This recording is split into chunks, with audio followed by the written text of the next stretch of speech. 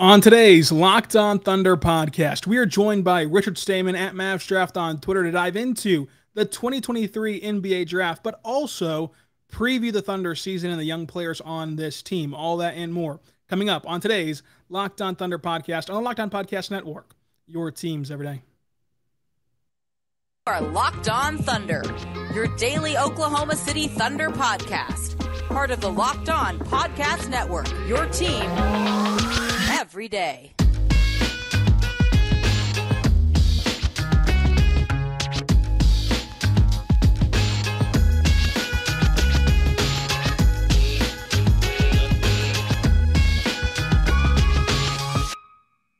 Let's get it going on the Locked On Thunder podcast on the Locked On Podcast Network, your teams every day. I am your host, Rylan Stiles. You can follow me on Twitter at Rylan_Stiles, media member and editor-in-chief over at thunderousintentions.com. Follow the show on Twitter at LOThunderPod. Email the show, LOThunderPod@gmail.com. And on today's show, we are joined by hosts of Locked On NBA Big Board, Richard Stayman at Mavs Draft on Twitter to discuss the 2023 NBA Draft and the upcoming Thunder season. Richard, it's exciting because we're sitting here right before the NBA season, and with that comes the start of the college season in a couple of months as well. So it's about to all come rushing back for yet another draft cycle. How are you doing in preparing for this 2023 class? You know, it was a nice little, 2 months off pretty much of like deep diving and everything. Getting back into it though, training camp's not even a week away. So excited to get back into that. And the 2023 draft is fun from early discovery. It's been so much fun. I'm really excited for the college season now. I think that this draft will have a ton of intrigue, and we'll talk about that draft in a moment. But first, I want to talk about the 2022 draft because we haven't gotten a chat about the Thunder draft class, which they bring in Chet Holmgren, Jaylen Williams, Ousmane Dieng, and then another Jaylen Williams. Let's start with Jaylen Williams out of Santa Clara. What are your thoughts on him? Because I DM'd you a few days or weeks before the draft asking, what's his range? How could the Thunder get their hands on him? And then they ended up drafting him at pick 12. What is your thoughts on Jaylen Williams as a player, but also his fit in OKC? Yeah, who knew the cost of getting him was pretty much sitting where they were and then pretty much, we'll get to the next guy, but taking advantage of a team completely going all in for a free agent. I really liked Jaylen Williams out of Santa Clara. He was somebody who, when I first watched him, he actually played TCU. And for those who don't know, I'm credentialed at TCU, and the game was in Santa Clara, so I didn't go to it. But I still watch all the TCU games just to kind of brush up my knowledge. And I was like, dang, this guy's really impressive. Him and there was one other guy that I can't remember. I know they also played the West Coast Conference, had 2 games versus TCU. But Jaylen Williams is just really impressive. When I first watched him, I thought he was left-handed until he took a jump shot, which just speaks volumes to how good he is with both hands. He's pretty much ambidextrous, one of the very most ambidextrous prospects I've ever seen for a not top 5 prospect. So I really like him. You add in the fact that he's a good athlete, good shooter, plays good off-ball defense, probably has a good foundation for defense, despite the fact that, he's a little bit slow against drives. I think he's a pretty complete player who can compete day one. I'm interested in him. I think that he can make a winning impact, as you said, day one, and really impact this rotation. But somebody who might not be there day one, but projects to be very good is Ousmane Dieng.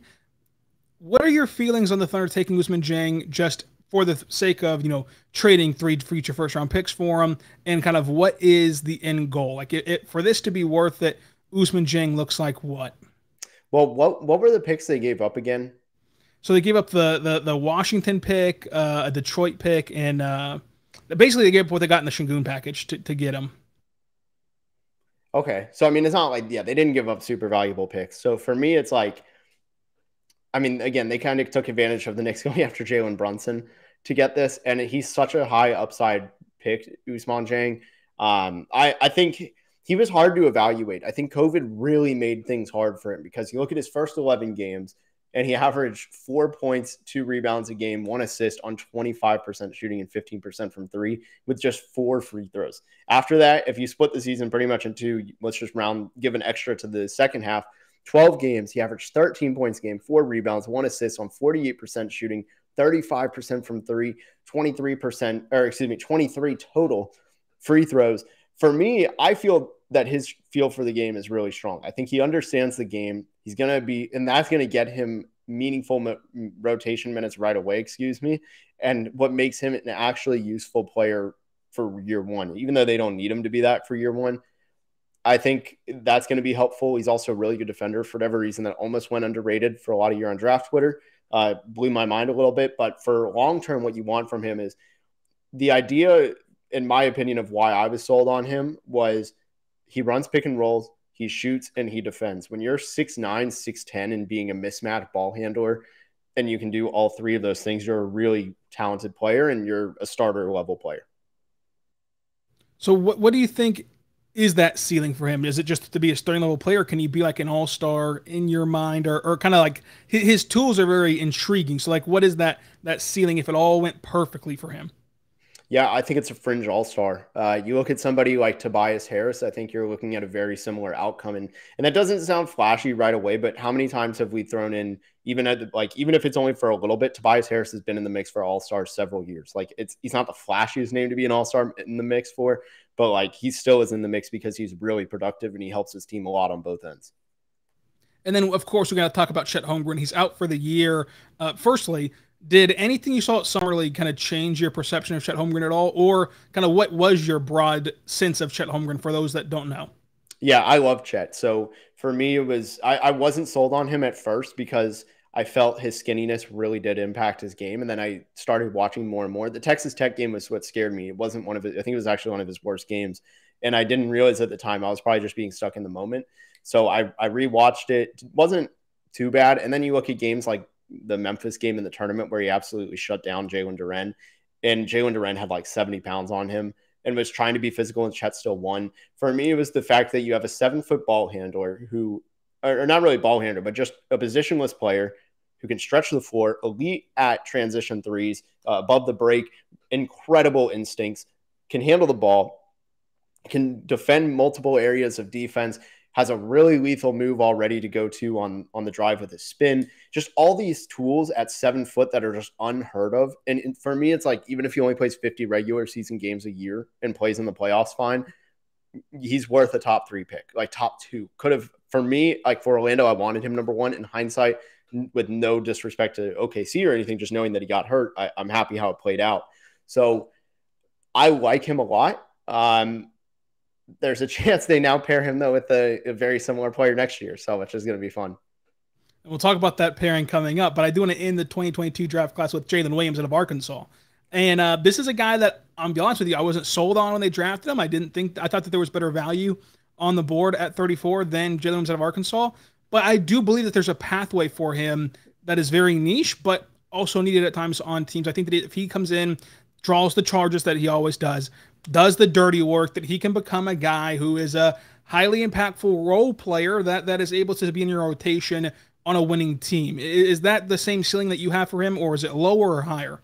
Yeah, I like him a lot. So it's funny because I think about it, and like Jeremiah Robinson-Earl last year was absolutely my guy. Like I had him in the lottery rankings. Oklahoma City took him at a very similar spot. They take Jaylen Williams. I don't have Jaylen Williams lotto, but like I do like him. I'm starting to wonder if like they're listening, like send a bat signal or something, like send something my way, because these are 2 power forwards. So I really do like that have just modern games. For me, it was like you look at a blend of some of these guys who just do a lot of the dirty work and they end up winning players. You look at Taj Gibson, Cody Zeller. It's not the flashiest names by any means, but they do a little bit of everything. And Jaylen Williams, what separates him from those 2 guys, I think, though, is that he's raw and has a lot more upside. You look at the shooting, it's something Taj Gibson had it more than Cody Zeller or anything, but like I think he could shoot threes and hit pump fake, 1 dribble pull up, which is lethal as a big man to take that if it's assuming it's a center closing out on you, automatically you have 4 defenders left and none of them can protect the rim. That's huge. So I like everything he brings to the table, whether it's some playmaking, whether it's the defensive instincts and switchability, whether it's the finishing, even if he's below the rim finisher, he has great touch at the rim, any of that stuff. He always has something to make himself impactful. And like Jeremiah Robinson-Earl, you need those kinds of guys. I'm really excited to see how they pair off of each other, because you have 2 players who do anything to be positive players at all times, it feels like. So with that overview, I'm going to ask you this question about every player, so you can go ahead and just rat-a-tat-tat through them. Grade the players in the sense of, if you were the head coach tomorrow, you're the head coach of the Thunder. Are you putting these guys as in your rotation as a starter, a high rotational piece, or a tweener, which I'm going to say is like they're in the rotation sometimes, but oftentimes they're playing with the blue, playing in the G League, trying to get accustomed to it. So for, of course, Chet Holmgren, he's out, so we won't talk about him right now, but Jaylen Williams, I've seen it clear. Is he a kind of a starter guy for you? Is he a high rotational piece for you? Or does he spend some time in the G League? This is all this year, right? This year. I think he starts as off the bench. By the end of the year, he's a starter. I think at least. I think there's a chance he could like supersede Bazley, whether it's like actually or not, but like minutes, it wouldn't surprise me. For Ousmane Dieng, I don't think he's a starter by the end of the year. He's going to probably be a rotation guy. I don't see him being starter. He'd have to really, really take some advancements, which would be cool. I'm not opposed to it, and I don't think it's out of the realm of possibility. I'm just not banking on it. I think it's unlikely more than anything. I think he'll get a lot of good reps in the G League. And then for Jaylen Williams of Arkansas, kind of the same boat. I think for him, I would guess they want to develop his shooting ability and just overall offensive refinement. Put him in the G League when Jeremiah Robinson-Earl's healthy and like see what's up with him and down there in terms of offensive development. But at times, towards the end of the season, I'd say from January on, really the second half, he's in Oklahoma City. It's going to be a very fun season, even despite the very sad news that Chet Holmgren is out for the year. You can take advantage of this fun season by going to betonline.net, your number one source for all your pro and college football betting needs and sports info this season. Find all the latest football league developments, game matchups, news, and podcasts, including this year's opening week games. Plus, BetOnline is your continued source for all sport wagering like MLB, NBA, MMA, boxing, golf, NFL, NHL, everything that you need. So check them out today by going to their website, betonline.net. And whenever you go to betonline.net, you just open up their sportsbook. And Richard, let's place a fun wager, because let's face it, a lot of the audience might only feel comfortable betting on the sport that they know the best, which is likely going to be the NBA. And let's go and bet on some NBA team wins. So you are a big Magic fan. You like the Magic a lot. And of course, everyone on here is a big Thunder fan. The Magic win total is over under 26 games. Are you taking the over or the under on that? Man, I think I go over. I was like, don't say 26 or 27. Don't say 26 or 27. I think I'll go over because I think 27, 28 is my expectation. And then the Thunder win total is over under 23.5. Are you going to go over or under on that? Give me 1 second to think about that. How many wins did they get last year? I'm trying to pull this up. I want to say it was like 24. Over. They'll get and 24, hopefully, 25. of course, hopefully SGA can play a lot more this year. And he is starting, though, injured with an MCL sprain, grade 2. Hopefully, though, he'll be back pretty soon. At the most, it looks like, just from reading the internet, it looks like he'll be out maybe the first 7 games of the year. So hopefully they can still, of course, capitalize on that win total. But go check out betonline.net. We're back on the Locked On Thunder Podcast, on the Locked On Podcast Network, your teams every day. And Richard, we're about set for the NBA season. You're doing great stuff at Locked On NBA Big Board all year long about the NBA draft. But I want to go backwards just real quick before we head into the 2023 draft. Your thoughts on Trae Maldon? Are you in or out on Trae Maldon? Yeah, I think I'm out on Trae Maldon. I really don't buy that his finishing ability can get better, and I think his overall passiveness is almost unfixable. Maybe I'm impatient, but I think in at least like this year's kind of a make or break year for him. I mean, he's horribly inefficient, and his 3-point ball hasn't been effective. He hasn't been that great in pick and roll. Not really sure where he sticks. Pokusevski, in or out on Poku? Not Poku. I'm in. There, you get a lot more leeway when you're 7 foot and can handle the ball in some capacity, even if you're not like, he was made out to be like a point forward, point center, which he's not. He never should have been. But like, he can handle the ball in some capacity, and when you're 7 foot, that matters for something. So, I think I'm going to give him a couple more years, and also he's super raw. Like he made a way too early jump. Like this should be his first year in the NBA. Now, couple from last year, Trae Mann and Josh Giddey. With Trae Mann, what do you think his kind of potential is at this point? I like Trae Mann. I think you're kind of looking at it's similar to what I had pre-draft, but I see it a little bit more clearly now, which is the Lou Will type, where it's like he's probably best coming off the bench. In terms of a winning role, I think that's his best case. You can obviously start him occasionally and play him starters minute. That doesn't mean he's not allowed to play more than 25 minutes a game or something. But I do think that getting him like off the bench, let him sub in for whoever it is, just let him be a score first guy. I think that's really valuable.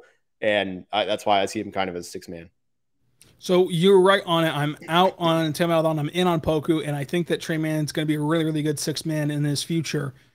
Now, let's discuss Josh Giddey's ceiling real quick, because you just watched a full season of him as a rookie. Of course, I think that he's one of the best passers in the league already, and that was well known heading into the draft and also heading into the season. But the way that he flourished as a passer and a playmaker was just jaw-dropping. And in Summer League, I think that we saw a bit more rim finishing from him, improved rim finishing from him at that. So with what we know that we've seen, and what projects to be a team that's now filled with SGA, the Jaylen Williamses, the Ousmane Dieng, Trae Mann, and then projected to be a nice pick in the 2023 draft. What is the ceiling of Josh Giddey, especially considering the pieces around him? Yeah, I mean, I think he could be pretty much a borderline all-star at the least. I mean, I think an all-star, actually, I'm being too conservative. I think he could be an all-star. You look at somebody who his rookie year averaged 12, 7, and 6. Like, that's only going to get better. I really don't think it's out of the realm of possibility to get 15, 9, and 9, you know, roughly. Like, I mean, he's going to flirt with averaging a triple-double, which would be crazy because Oklahoma City has already seen what that looks like. I don't know if he's an MVP player, kind of like Russ was that year, but I do think he's an anchor in that regard, and he gets his assists. I want to clarify this because the rewriting of history has made it out to be like Russ, like stat padded in a lot of ways. And first of all, I don't think he did, but that's always going to become in question. So with Giddey, I don't think he stat pads in any way. I don't think it's like empty assists. I don't think any of his stats really this year were empty calories. Also, like, he was helpful on defense. If I'm not mistaken, I think the Thunder were pretty good when he was on the court defensively. So I think he's got an all-star upside. Now, I need your unbiased opinion, because you said that the ceiling, you did talk yourself up to all-star. I've talked myself all the way up to Jason Kidd being Josh Giddey's ceiling. Is that just way too far? You're talking to a guy who doesn't compare anybody to Hall of Famers. So I like cut off Hall of Fame reservations or comparisons for the most part. So too far for me, yes. All-star point guard who has a brilliant, sharp mind and can be a positive on defense absolutely is on the table, though. Now, we only got to see it in a very limited sample size because it just so happened that, you know, they were hurt opposite times of each other. Their best game together came in one game after the All-Star break, after they had like this kind of heart-to-heart meeting with everyone involved. Shea, Josh Giddey, Mark Daigneault, and Sam Presti all had a meeting after the All-Star break. They go out against Phoenix, have a great game together, and then Josh Giddey's out for the rest of the season. So we haven't got to see it a ton. But in your opinion, knowing, you know, studying these two players, can they fit together in your mind? Yeah, I think so. I think Giddey can play off ball, which might be enough to justify it entirely. I also think that Shea is a little bit better at playing off ball than he gets credit for. So, like, as long as it's at that point for me, it's like, is it an attitude? Like, that's the only thing that could hold them back. It would be an attitude issue for those two not fitting, in my opinion. I don't think a skill issue is in the way.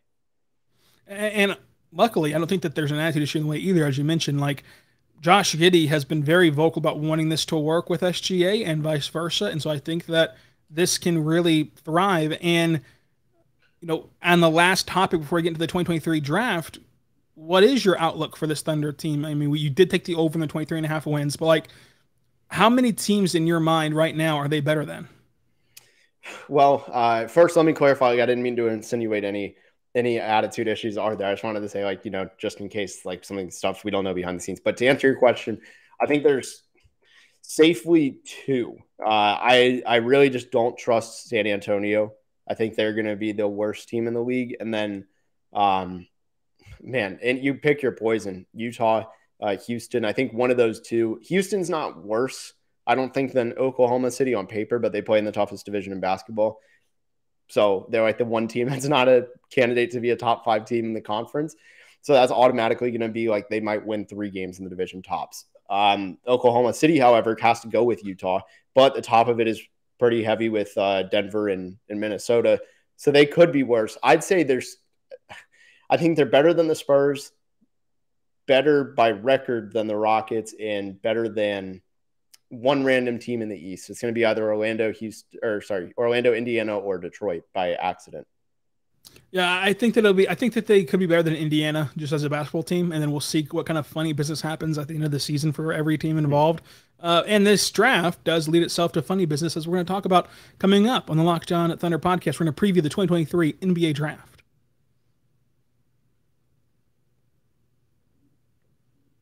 We are back on the Locked On Thunder podcast, on the Locked On Podcast Network, your teams every day. Richard, you're already head first into the 2023 NBA draft. You can check them out at Mavs Draft on Twitter, mavsdraft.com, and Locked On NBA Big Board. Let's just start with how good is this 2023 draft? Because you're going to be coming on all the time, talk about this draft throughout the years. We always do with these last couple of years. So just as a starting point, just gush about this draft for a little bit. Yeah, it's really special in terms of star power. I can't speak yet to the overall depth. I think that's something that is almost just natural given the state of basketball right now. I don't know the last draft, probably 2016 or 17 maybe, that didn't have depth in the bottom middle of the first round. And that just seems to be a staple at this point. So the star power is absolutely there.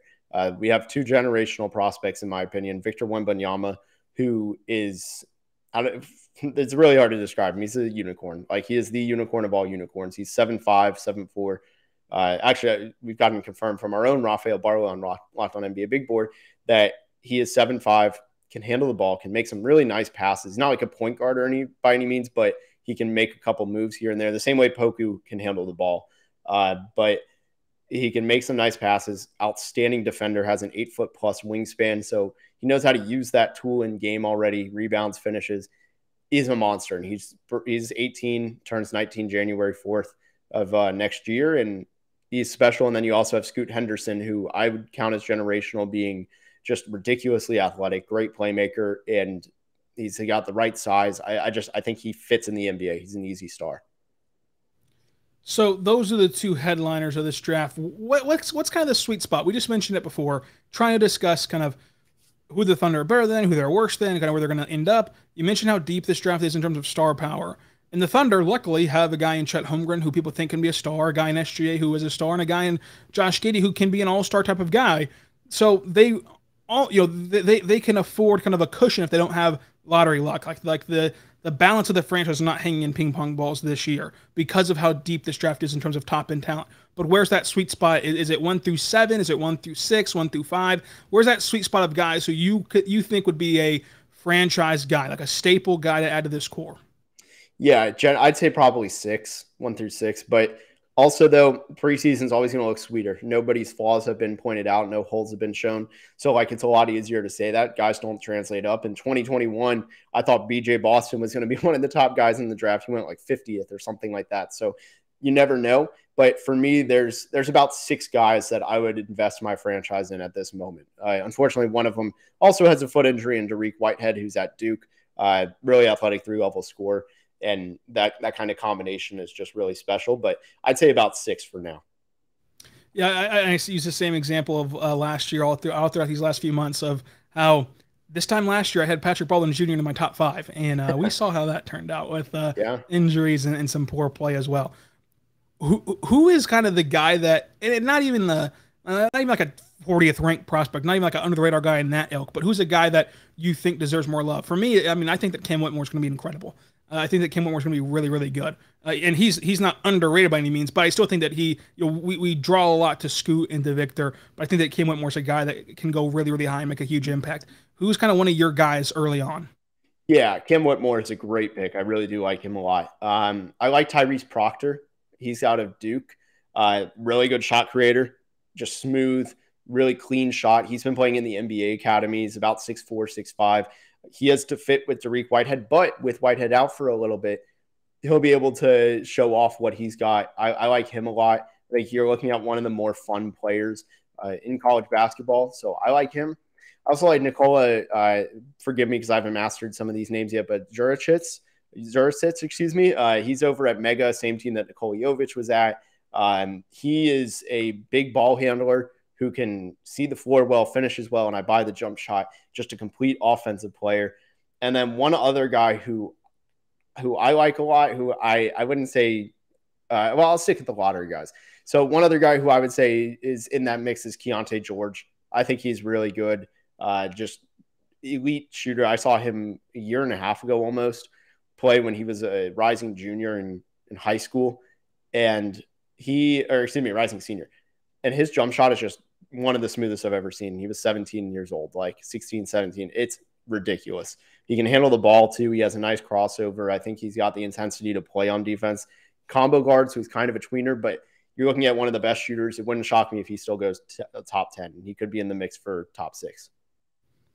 And the last question here, as we're going to kind of creep up on the state pretty quickly, the G League Ignite is going to have a fantastic 2-game showdown between Victor Wembanyama and Scoot Henderson. What's that going to be like for you in terms of how important are those games in draft stock and in evaluation? Well, I imagine at least that Scoot Henderson's going to go pretty hard on this. Like, right, it's his home court, essentially. I want to see him just go 110%. I want to see what intensity Victor Wembanyama plays at, because their season starts, I'm pretty sure it actually is really soon, like before then. So they're taking a break in the season, if I'm not mistaken, or right before the season starts. So I'm interested to see what his attitude and overall approach is to the game and what he brings, how much intensity, all of that. Those are the two things I'm going to look for. It's just really intensity on each of them, but also just, are they going to be trying to do too much? How seriously are they taking the game? I'm interested to see. I would guess that because there's so much on the line, given that they're the number 1 and number 2 prospects in the world right now for immediate future, that they're both going to play super hard against each other, and you're going to see a lot of deep bag one-on-ones in a way that you don't normally see for guards and centers. Now, the last thing here, truly last thing, because I know we got to get out of here.